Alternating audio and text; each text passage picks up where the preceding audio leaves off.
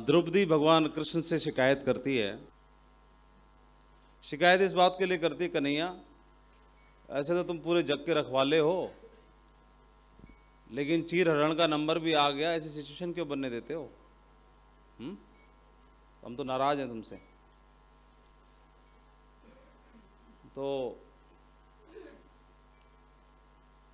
भगवान बोलते हैं कि मेरे हाथ में कुछ नहीं है, और मेरे हाथ में हो तो सकता है, लेकिन मेरे हाथ में देना पड़ेगा आपको, तब मैं करूँगा। बोले कैसे? समझ में नहीं आया बात। तो बोले कि एक बात बताओ, जब शतरंज खेलने के लिए बैठे तो दुर्योधन ने तो बोल दिया कि हमारी तरफ से पासा मामा शकुनी फेंकेगा, और जब आप लोगों की बारी आई पांडवों की तो चौधरी बन गए, हैं सियाणे बन गए। ये नहीं बोल सकते थे हमारी तरफ से कन्हैया फेंकेगा, फिर देखता कौन जीतता कौन हारता।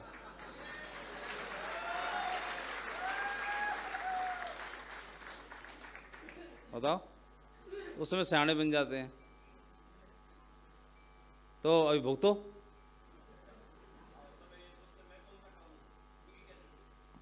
तो उस काम को जब ऊपर वाले को सौंप देते हैं तो ऊपर वाले की जिम्मेदारी भी बन जाती है। तो ऊपर वाले का मतलब है इस ब्रह्मांड की जो सुपर पावर है, शक्ति है, उसको बताएं कि भैया मुझे मार्गदर्शन करें, है ना। मार्गदर्शन देने के लिए उन्हीं से प्रेयर करें तो मार्गदर्शन मिलेगा। सही डिसीजंस लेने के लिए उनसे प्रार्थना करें, प्रेयर करें तो हमेशा सही मार्गदर्शन मिलेगा, सही डिसीजंस मिलेंगे, सही डिसीजंस होंगे। और हमेशा वह जब प्रहलाद को जब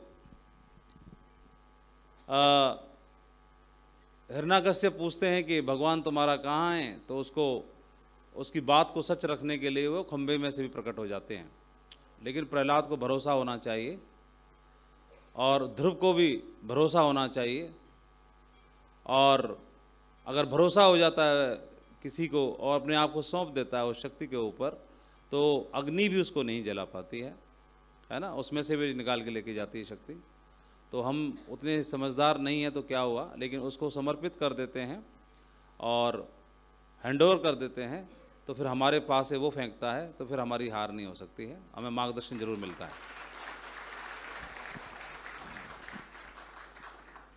तो हमेशा अपने दिन की शुरुआत प्रेयर के साथ करें, प्रार्थना के साथ करें, अच्छे वाक्य अच्छे संदेश अपने मन में दोहराएं। मन हमारा खजाना है और इसमें जो चीज़ डाली जाती है वो एक्सपोनेंशियल ग्रोथ के साथ बाहर आती है। तो कुएं में अगर आवाज़ देते हैं, जोर से चिल्लाएंगे तो वैसी ही आवाज़ कई गुना होकर के वापस सुनाई देती है। तो हमारा मन भी ऐसा ही है, जो वाक्य इसमें जाता है, प्रवेश करता है, वो कई गुना मजबूत होकर के हमारे जीवन में प्रकट हो जाता है। और वो हर रूप में स्वरूप में काम करती है शक्ति, वो सुप्रीम एनर्जी, सुप्रीम पावर, और पावर हमारे अंदर मौजूद है। हमारा शरीर स्वयं ही एक ब्रह्मांड है, हमारा शरीर स्वयं एक यूनिवर्स की तरह से है, इंडिपेंडेंट यूनिवर्स की तरह है, स्वयं में अद्भुत यूनिवर्स है। और वो यूनिवर्स जिस तरह से पूरे यूनिवर्स में सारी चीज़ें रचनाएं बनी हुई हैं, वो सुपर पावर के द्वारा बनी हुई, उसी प्रकार से उन्होंने हमारे शरीर को भी बनाया है। मैया यशोदा पूछती है कृष्ण से, कन्हैया से, कि तुमने माखन खाया? तो बोला ना मैंने नहीं खाया। तो मुंह खोलो। तो मुंह खोला तो माँ पूछ रही है तो दर्शन देने पड़ेंगे। तो उन्होंने मुंह के अंदर पूरा ब्रह्मांड देखा, यूनिवर्स देखा। तो वह उनके विशाल स्वरूप को भी देखने का उनको अवसर प्राप्त हुआ। देख नहीं पाते, वो नजरें चाहिए। वो ब्रह्मांड पूरा यूनिवर्स हमारे शरीर के अंदर भी मौजूद है, एक एक कण के अंदर वह शक्ति सर्वत्र मौजूद है। वह शक्ति का काम करती है, हमारे फेवर में भी काम करती है। वो हम ही हैं जो हमें उसके अगेंस्ट में उसको लगा लेते हैं। किस तरह अगेंस्ट में लगा लेते हैं? हम बोलना शुरू कर देते हैं कि मैं ये काम करके रहूँगा, टारगेट जीत के रहूँगा, कोई दुनिया की ताकत मुझे रोक नहीं सकती। दुनिया की ताकत को सबसे पहले चैलेंज करते हैं। देखता हूँ कौन माई का लाल आके मुझे रोकता है। दुनिया की ताकत तो वही है, एक ही है है ना। तो उस दुनिया की ताकत को कंस के रूप में कोई चैलेंज करे, कृष्ण के रूप में कोई कंस के रूप में, रावण के रूप में, किसी और रूप में चैलेंज करे, तो फिर उसको समझाना पड़ता है उस शक्ति को, है ना। तो पावरफुल जितने भी रहे हों, तो उसको चैलेंज करने के बजाय उसको अपने फेवर में लगा दें, है ना। उस टारगेट को मैं जीत के रहूँगा, क्योंकि मेरे साथ पूरी दुनिया की पावर मेरे साथ है ना। उनका आशीर्वाद मेरे साथ है, ब्लेसिंग्स मेरे साथ है ना। तो एनर्जी है ना, तो एनर्जी काम करती है। तो सभी की ब्लेसिंग्स मेरे साथ हैं, है ना, सभी टीम की। कई लोग ऊपर वाले को चैलेंज करते हैं, कई लोग अपलाइन को चैलेंज करते हैं, बोले तू मुंह देखता रह जाएगा, मैं फिर भी डायमंड बन के दिखाऊंगा, तू रोक सकता है तो रोक ले, उसको बोलते हैं। तो काय को चैलेंज करना, ठीक है। तो सभी की ब्लेसिंग्स, सभी का साथ सहयोग लेकर के ही हम लोग काम करें, और एनर्जी को भी साथ में लें, है ना। तो हम लोग ऊर्जा का स्वरूप हैं, ऊर्जा एनर्जी के विरोध में या अपोजिशन में काम नहीं कर सकते। तो उसका बहाव हमारे साथ रहना चाहिए। नदी जिस ओर बह रही है उसी ओर हमें बहना है तो हमारे लिए बहुत आसान है, लेकिन नदी जिस ओर बह रही है उसके विपरीत बहना है तो बहुत मुश्किल है ना, है ना। थोड़ी बहुत देर तो चल सकते हो, लेकिन लंबा नहीं चल सकते, है ना। तो जिस बहाव में, तो ऊर्जा का बहाव है, तो या तो हम जिस ओर हैं उसकी ओर ऊर्जा का बहाव भी कर लें, या जिस ओर ऊर्जा का बहाव है उस ओर ही हम हो जाएं, है ना।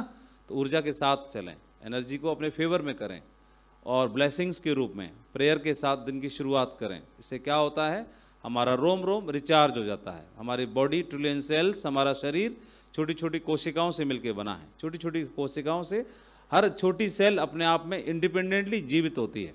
हर छोटी सेल, हर छोटी कोशिका अपने आप में कैसी होती है, जीवित होती है। एक सेल एक जीवित होती है, और वो सेल्स से ही हमारा, ट्रिलियन सेल्स हैं, अरबों सेल से हमारा शरीर बनता है, मिलके बनता है।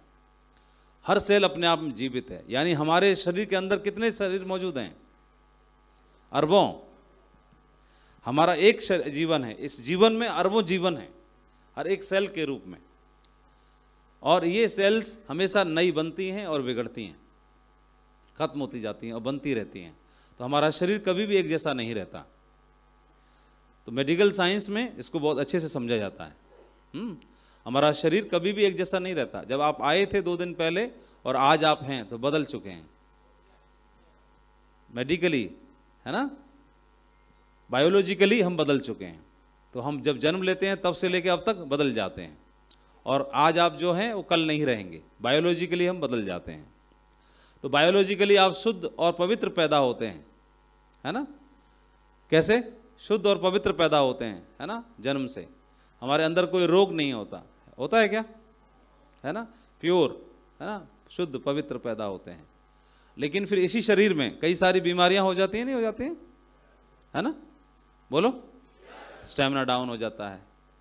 तो बीमारियां डाउन कहीं हो गया, किसी को कैंसर हो गया, किसी को शुगर हो गया, किसी को बीपी की प्रॉब्लम हो गई, किसी को लंग्स की, किसी को लीवर की, किसी को किडनी की, किसी को कुछ और, किसी को कुछ और, किसी को स्किन की, किसी को कुछ और हो जाती है। तो पर्टिकुलर हिस्से में जो हमारी सेल्स हैं, कोशिकाएं हैं, उससे अफेक्टेड हो जाती हैं उस बीमारी से। लेकिन वह सेल्स बनती भी हैं और बिगड़ती भी हैं। हम बिना किसी चिकित्सा के भी उनको क्योर कर सकते हैं, उनको ठीक कर सकते हैं। ऐसा बायोलॉजिकली हमारा जो शरीर बना है वो छोटी छोटी कोशिकाओं से मिलकर बना है, और ये सेल्स हमेशा बनती और बिगड़ती हैं, नई बनती हैं, उनको रिप्लेस करती हैं। अगर हम उसी को बार बार उसी वाक्य को दोहराते हैं तो उन विचारों को मन में लाते हैं, तो वह बीमारी और बढ़ती चली जाती है। उस बीमारी के बारे में सोचते हैं तो, और उसको क्योर करने के बारे में सोचते हैं तो वह और शुद्ध होती चली जाती है। ठीक इस प्रकार से जब नई सेल्स बनती हैं, नई कोशिकाएं बनती हैं, तो नई पुरानी को रिप्लेस करती हैं। तो जब हमारे मन में शुद्धता है, पवित्रता है, स्वास्थ्य है और खुशहाली है, तो क्या होगा, जो नई सेल्स बनेंगी वो कैसी बनेंगी, शुद्ध और पवित्र बनेंगी। उसी हिस्से में जहाँ कैंसर तक मौजूद है वहाँ भी, और जो पुरानी सेल्स हैं वो कैंसर अफेक्टेड हैं, उनको रिप्लेस करती चली जाती हैं। और धीरे धीरे क्या होगा, वह शरीर जहाँ पर कैंसर से अफेक्टेड था वह शरीर भी पूरी तरह से शुद्ध हो जाता है। हजारों लाखों ऐसे उदाहरण हैं। मेडिकल साइंस में जब जाते हैं, डॉक्टर से पूछते हैं, तो डॉक्टर से पूछा कि क्या किसी भी आदमी को ठीक करना आपके हाथ में है पूरी तरह से, तो मना करते हैं। किसी भी आप डॉक्टर से पूछिएगा, अमेरिका में कुछ डॉक्टर्स से पूछा गया कि क्या किसी मरीज को स्वस्थ करना पूरी तरह से आपके हाथ में? बोला नहीं, पूरी तरह से हमारे हाथ में नहीं है। हम सिर्फ प्रयास कर सकते हैं, पूरी तरह से हमारे हाथ में नहीं है। ये किसी का ठीक होना 3 चीज़ों पर निर्भर करता है। एक डॉक्टर की चिकित्सा के ऊपर निर्भर करता है, हमारे इलाज के ऊपर निर्भर करता है। दूसरा स्वयं पेशेंट की इच्छा शक्ति के ऊपर निर्भर करता है। और तीसरा ऊपर वाले की कृपा के ऊपर डिपेंड करता है। 3 चीज़ों से उन्होंने बताया हमारे हाथ में कुछ नहीं है। अब प्रेजेंट में अमेरिका में जो इलाज होता है, तो अमेरिका में जो मेडिकल साइंस है सबसे सर्वोपरि है, सबसे एडवांस है टेक्नोलॉजी वहाँ पर। तो अमेरिका में डॉक्टर्स ने एक अभी ट्रीटमेंट स्टार्ट करना शुरू कर दिया, ये करंट की बात है। तो वहाँ पर जब भी किसी पेशेंट का इलाज करते हैं डॉक्टर्स, तो पेशेंट का इलाज करते समय और हमेशा वो ऊपर वाले को गिव अप करते हैं, समर्पित करते हैं, और कि मैं तो सिर्फ माध्यम हूँ और अभी मैं आपको छोड़ रहा हूँ, है ना, मेरे हाथों के द्वारा अभी आप ही इलाज करोगे इसका, जो कुछ करोगे। तो उन्होंने माना है, स्वीकार किया है कि सब कुछ हमारे हाथ में नहीं है। तो इस तरह से एनर्जी काम करती है। तो हमारे बिजनेस में, हमारी सफलता के लिए, हमारे जीवन के लिए, हमारे और रास्ते खोलने के लिए वह शक्ति वहाँ भी काम करती है। अगर हमारे लिए रास्ते नहीं होंगे तो हमारे लिए रास्ते बना देगी। और क्रिश्चियन धर्म के धर्मगुरु थे और क्रिश्चियनिटी में, और एक समय ऐसा आया कि मोजिस नाम सुना हो थोड़ा, तो वो एक समय ऐसा आया कि उनको शत्रु सेना ने घेर लिया और वह पूरे गांव के लोगों के साथ में दौड़ पड़े जान बचाने के लिए। गाय, भैंस, बकरियां जो कुछ था गांव वालों ने खोली और उनको मारने के लिए दौड़ पड़े। लेकिन आगे समुद्र आ गया और समझ में नहीं आ रहा, पीछे से शत्रु सेना थी जो उन्हें मारने काटने के लिए दौड़ पड़ी। तो उन्होंने फिर समुद्र से आह्वान किया रास्ता मांगने के लिए, आह्वान किया, और इतना आह्वान में उनके में इतनी शक्ति थी, उस समुद्र ने उनको रास्ता दे दिया निकलने के लिए, पूरे गांव वालों के लिए। तो ये शक्ति, ये पावर इतने इस तरह काम करती है।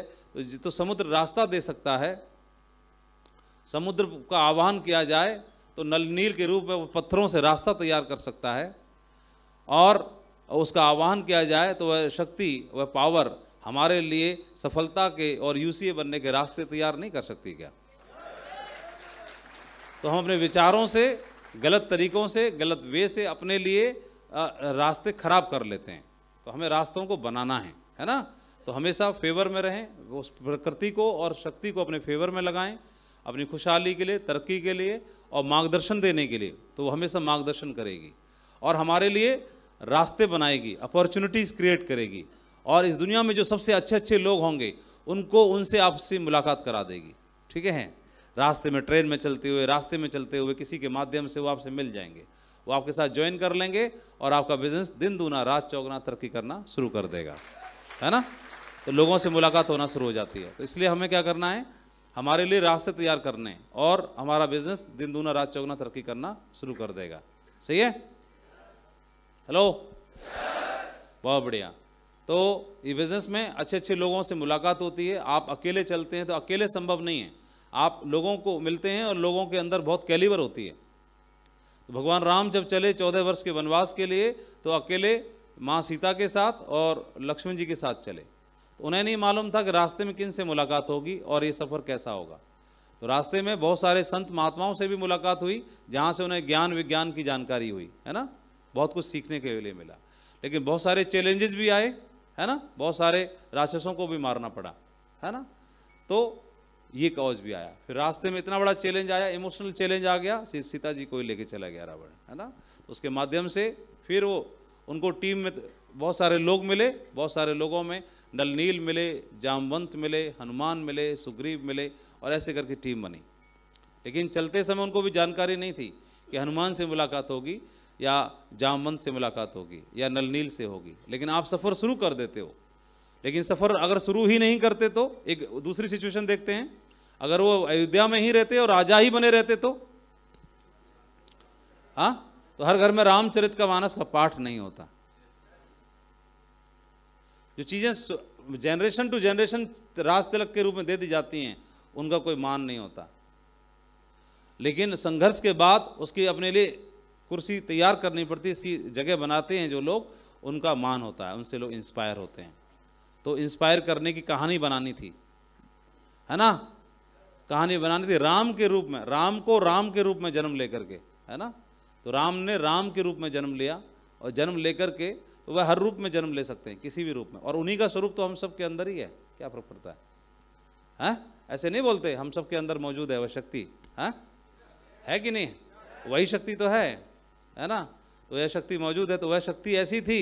तो राम ने राम के रूप में जन्म लिया, तो रावण को मार के और रामचरितमानस का पठन पाठन करने तैयार कर दिया।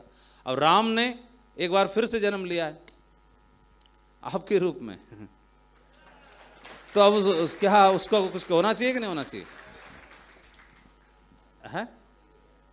तो उसको उतना तो नहीं कर सकते, लेकिन उनसे प्रार्थना कर सकते हैं मार्गदर्शन देने के लिए, है ना। तो न पीछे हटने के लिए, है ना, डटने के लिए, पीछे न हटने के लिए, और बढ़िया विनम्र रहने के लिए, पोलाइट रहने के लिए, है ना, और आशीर्वाद लेने के लिए, ब्लेसिंग्स के लिए, ठीक है जी, और बढ़िया काम करने के लिए, जी तोड़ काम करने के लिए, है ना, और इसको निचोड़ने के लिए, इसको ये ना, इसको निचोड़ देना है इसको, है ना, नहीं तो ऐसे चला जाना, कुछ ना होना इसका, सही है? नहीं तो पूछ लो, बताओ, निचोड़ देंगे तो बढ़िया है, नहीं निचोड़ेंगे तो इसको कुछ दिन बाद डायबिटीज हो जाएगी, है ना, फिर थोड़े दिन बाद दर्द होना शुरू हो जाएगा इसको, फिर थोड़े दिन बाद इसकी कमर मटकना बंद कर देगी। तो इसलिए इसको निचोड़ते रहो, आनंद आएगा। निचोड़ने में जो मजा है, जो नशा है, वो बिना निचोड़े में ना है, हैं? चंपा के फूल को ऐसे मसल दो तो खुशबू तगड़ी आती है,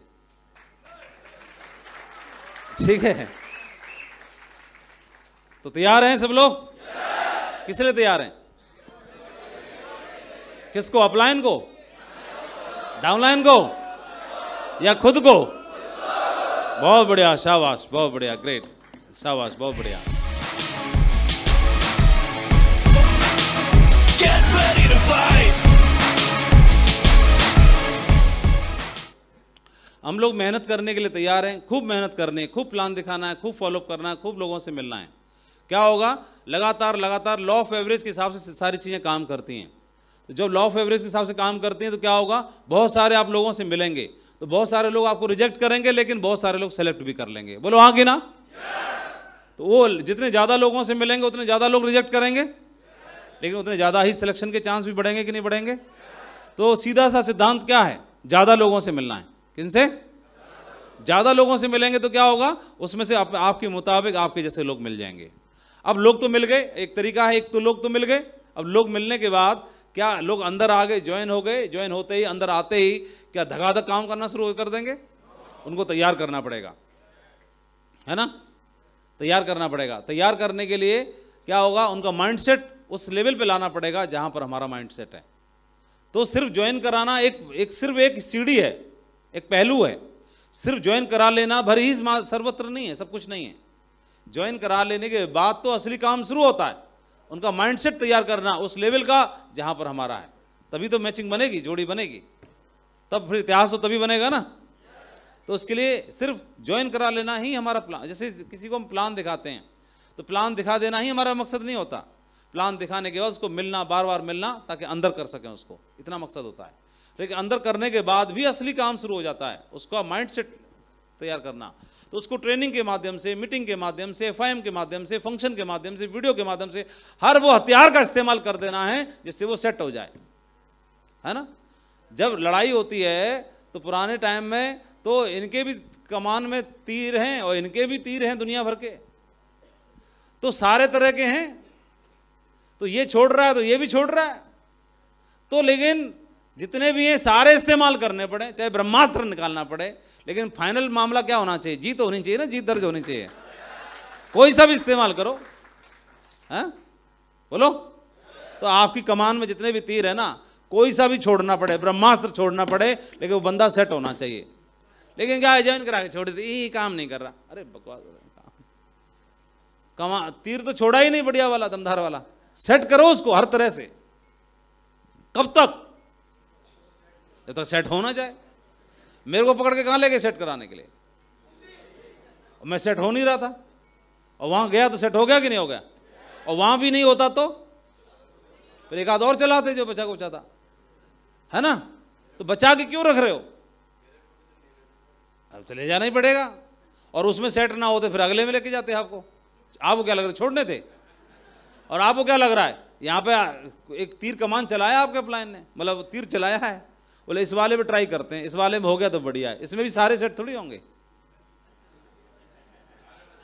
अरे ना, आपको कैसे पता सारे हो गए, अपनी तो देख सकते हैं ना हम हुए कि नहीं हुए, है ना। तो ये इसमें नहीं होंगे तो अगले में होंगे, क्या फर्क पड़ रहा है, और जब तक ना होंगे तब तक लगे रहेंगे, देखते हैं, है ना, क्यों जी, और क्या पता और तगड़ा मामला हो जाए, ठीक है जी, और फिर भी ना हुए तो हम समझ जाएंगे कटोरी कौन सी वाली है,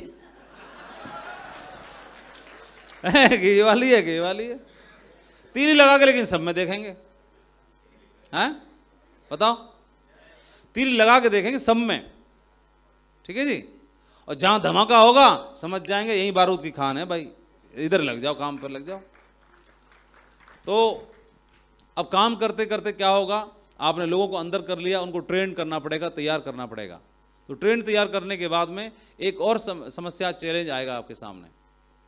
समस्या चैलेंज क्या आता है, जिस तरह से एक लड़का को एक लड़की से और बढ़िया मोहब्बत हो जाती है, तो मोहब्बत तो हो गई, तो बढ़िया बढ़िया एक पहलू है वो तो मोहब्बत वाला, तो है ना, तो चांद सी महबूबा होगी, तो चांद चांद दिखाई देता है, चांद का दाग थोड़ी दिखता है उस समय पर, तो ऐसा मैंने कब सोचा था कि चांद सी महबूबा होगी, तो फिर वो भी गा रही है भौरे का गाना और सारी चीज़ों का, तो हो गया बढ़िया, शादी हो गई, है ना, लव मैरिज भी हो गई, गाना मटक लिए, है ना, एडिट वेडिट करके वीडियो भी बन गए, सारे हो गए, रील बन गई, इंस्टा पे डल गई, फेसबुक पे डल गई, है ना, बढ़िया फोटोग्राफ बना करके एक बढ़िया सा फ्रेम करा के बेडरूम में भी लगवा दिया, अभी तो लग गया, तो अभी फिर कहानी 3 महीने बाद शुरू होती है फिर,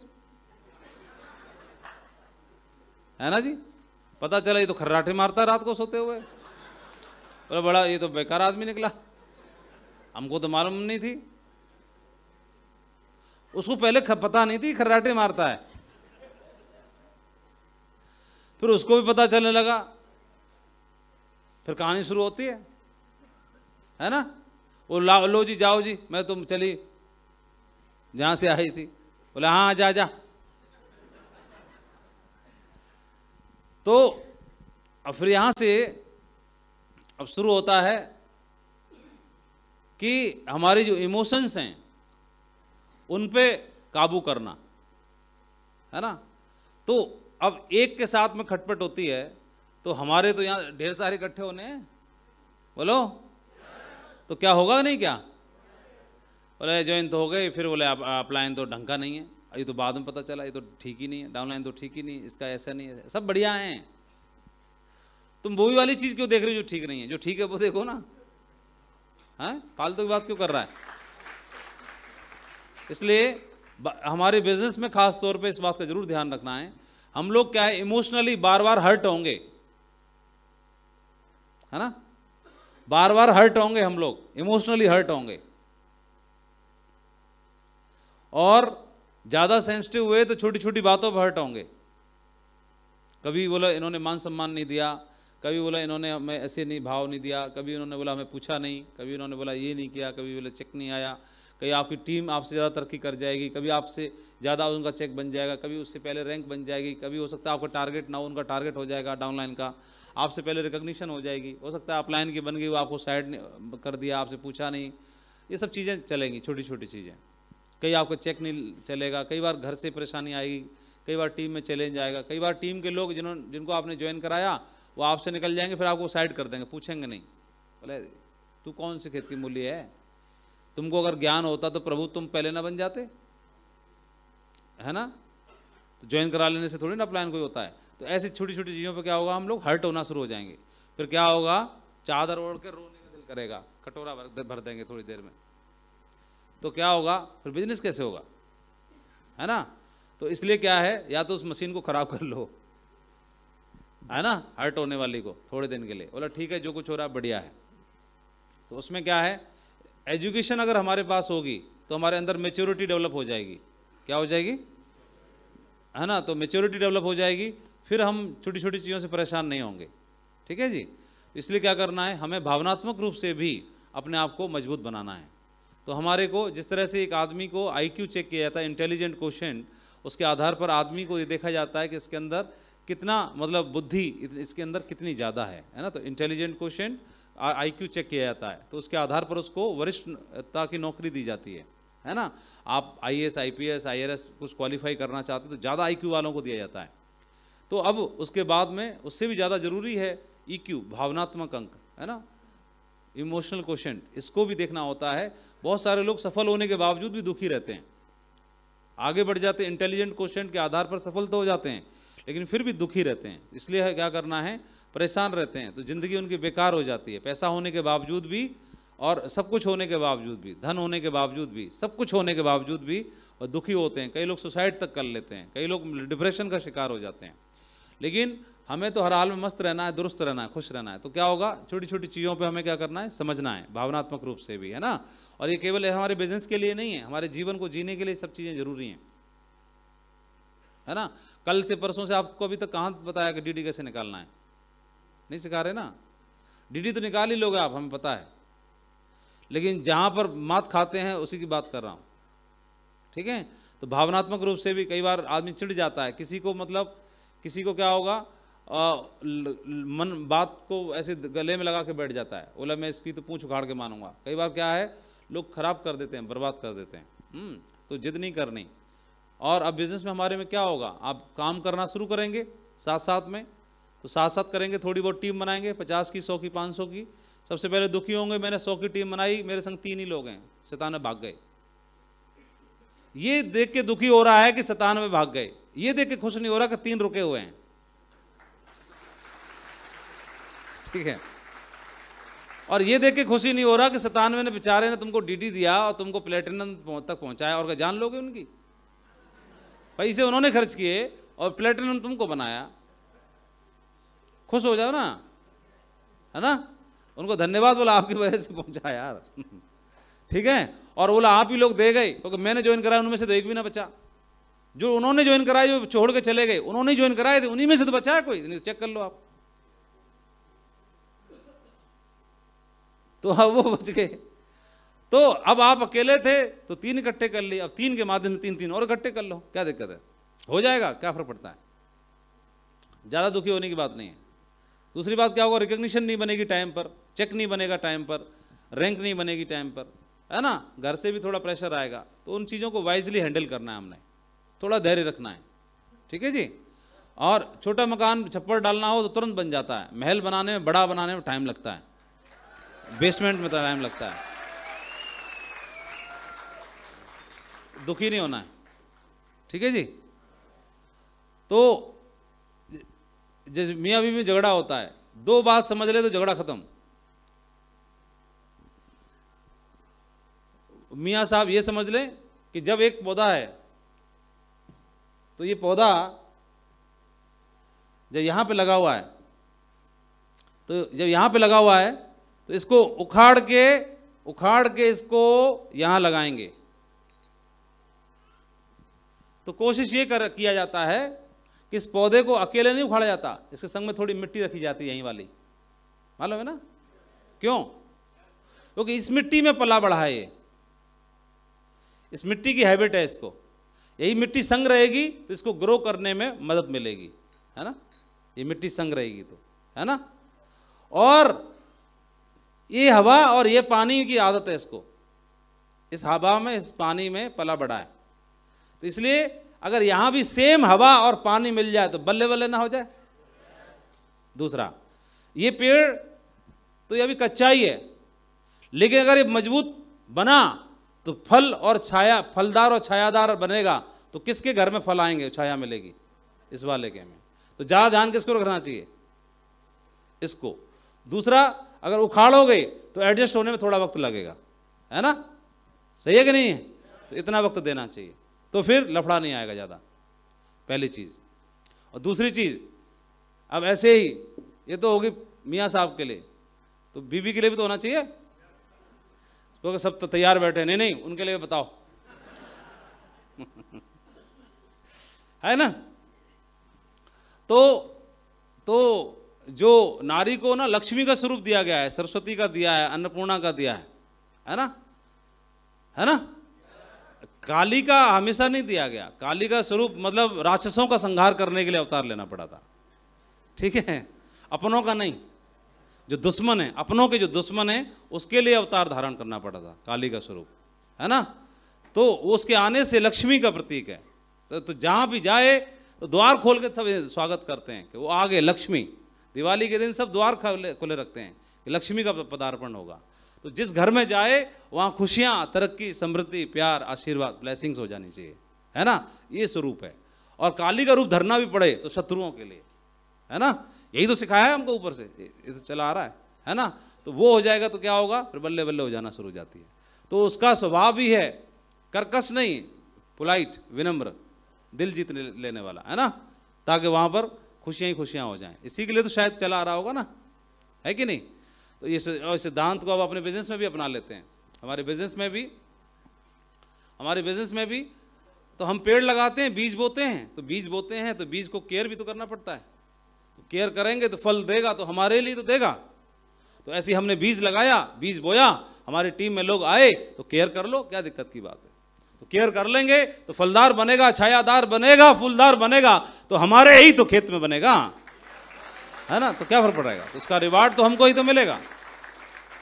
तो भावनात्मक रूप से हम लोग कमजोर हो जाते हैं। तो क्या होता है, बहुत सारे लोग इस बिजनेस में सिल्वर, गोल्ड, पर्ल, डायमंड तो छोड़ो, मरकरी बनके भी पीछे हट गए, क्राउन बनके भी पीछे हट गए।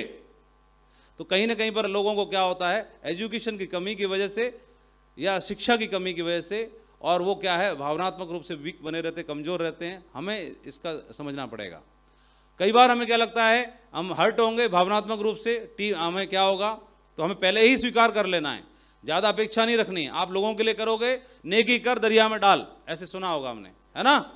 ये नहीं करना कि बदले में हमें मिल जाएगा, बढ़ा के देखा। हम ब्याज वाले लाला नहीं है, इतना दिया 10 गुना चाहिए, 10% के हिसाब से, ऐसा कुछ नहीं है। नेकी करो दरिया में डालो, तो मतलब क्या होगा, हालांकि उसमें हमारा स्वार्थ है, ऐसा नहीं है। इवन माँ का भी स्वार्थ होता है बच्चे को पालने में, ऐसा बोला गया है। इवन पिता का भी स्वार्थ होता है बच्चे को पालने में। क्या स्वार्थ होता है, मेरा नाम करेगा रोशन, जग में मेरा राज दुलारा। ये लालच नहीं है तो क्या है, सही बताओ, स्वार्थ है कि नहीं है? अगर स्वार्थ नहीं है तो असली माना जाता है चिड़िया से सीखना। तो चिड़िया से सीखो। चिड़िया घोंसला बनाती है, अंडे देती है, अंडों का पालन पोषण करती है, केयर करती है, शत्रुओं से, सबसे, गिलहरी से, इससे, उससे, सबसे, और उस सांप से कोई खा ना जाए। उसके बाद सहेजती है अंडों को, बच्चे निकलते हैं, दाना लेके आती है, दाना मुंह में डालती है, उड़ना सिखाती है और बोलती है जा सिमरन, जी ले अपनी जिंदगी, कभी दोबारा लौट के नहीं आते वो लोग। तो बच्चे कभी लौट के नहीं आते कभी, और कभी उम्मीद नहीं रखती कि मैंने पाला पोसा, रोती नहीं है कभी भी कि लौट के नहीं आई मेरे दरवाजे पर, मेरा नाम रोशन नहीं किया, कभी नहीं रोती है। और ये ठुनक ठुनक रोते हैं, मेरे बच्चों ने मुझे निकाल दिया, मेरा कमरा नहीं दिया, बाहर चारपाई डाल दी, भाग गए, ये भाग गए। अरे डॉक्टर बनाने का सपना किसका था, तुम्हारा ही, पंगा किसने लिया था, है ना। वो भाग गया बेंगलोर, सब ने बुढ़िया बुढ़िया को छोड़ दिया। बच्चे आजकल के औलाद का लोग चल रहा, ये चल रहा, वो चल रहा। अरे पढ़ाया क्यों फिर तुमने, बाहर क्यों भेजा, उल्टा पुल्टा काम तो खुद ही ने किया। फिर कह रहे जग में मेरा नाम रोशन करेगा। काय का जग में नाम रोशन करेगा, कर तो रहा है, खुश रहो, मस्त रहो, दुरुस्त रहो, सही है। ज्यादा लफड़ा मत पालो, ये भावनात्मक रूप से वीक है, कमजोर है, मस्त रहे हर हाल में, बढ़िया है। और टाइगर है, दोनों दहाड़ रहे हैं, क्या दिक्कत की बात है, खुश रहो, नाचो गाओ, मस्त रहो, ज्यादा टेंशन मत लो, सही है, खुश रहो हर हाल में। टीम के लोग हैं, इज्जत देते हैं, नाम लेते हैं, सम्मान देते हैं, बढ़िया है। बोला स्टेज पे मेरा नाम नहीं लिया, इसको साले की लहक निकालनी है मुझे। अरे नाम ले रहा तो बढ़िया, नहीं नाम ले रहा तो बढ़िया। बोले देखा इतने टाइगर हमारे को उम्र है, कईयों को याद नहीं है कि भैया हम भी अपलाइन है, ये है, है तो अपने ही ना, बोला है कि नहीं अपना। मस्त रहो, दुरुस्त रहो, खुश रहो, टाइगर मौज करो, सही है। योगा करो आराम से, हास्य योगा। अरे नाम ले तो बढ़िया, नहीं नाम ले तो बढ़िया, क्या दिक्कत है। अगर नाम नहीं ले रहा इसका मतलब बड़ा साम्राज्य बन गया है। छोटा होगा 2-2.5 की, तो 2-2.5 की टीम बनाओ, डेली सुबह शाम नाम लेते रहेंगे आपका। ये नाम लेंगे गुरुजी मेरे बहुत बेकार है, काम नहीं चलवा रहे, काम नहीं चलवा रहे।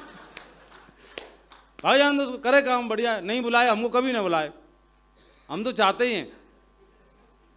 ठीक है, ज़्यादा टेंशन मोल लेने की नहीं है, खुश रहो, मस्त रहो, बड़ी टीम बनाओ, ठीक है। हेलो।